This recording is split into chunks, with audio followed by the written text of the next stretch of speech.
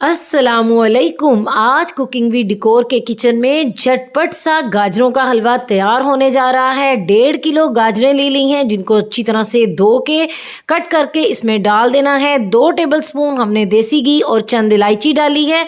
1.5 cup चीनी है और 2.5 कप दूध डाल के इस पे वेट लगा देना है 30 मिनट के लिए और बिल्कुल फ्लेम आहिस्ता रखना है। खोलना है और आसानी से इसको मैश कर लेना है।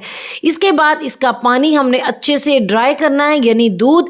उसके बाद पौना कप जो है ना टोटल मैंने देसी घी लिया था, 2 चम्मच मैंने पहले डाल दिए थे। इसमें गाजरों को अच्छी तरह से भून लेना है और 2.5 किलो मैंने ले लिया है मावे के लिए दूध। 1 टेबलस्पून मैंने इसमें देसी घी डाला था। अच्छी तरह इसको ड्राई करना है। इसमें थोड़ा सा बचा के बाकी सारा हमने गाजरों के हलवे में डाल देना है। इसके बाद हम इसको करेंगे डिश आउट। उसके लिए थोड़ा सा हमने जो मावा बचाया था वो हम डालेंगे गार्निशिंग के लिए और उसके ऊपर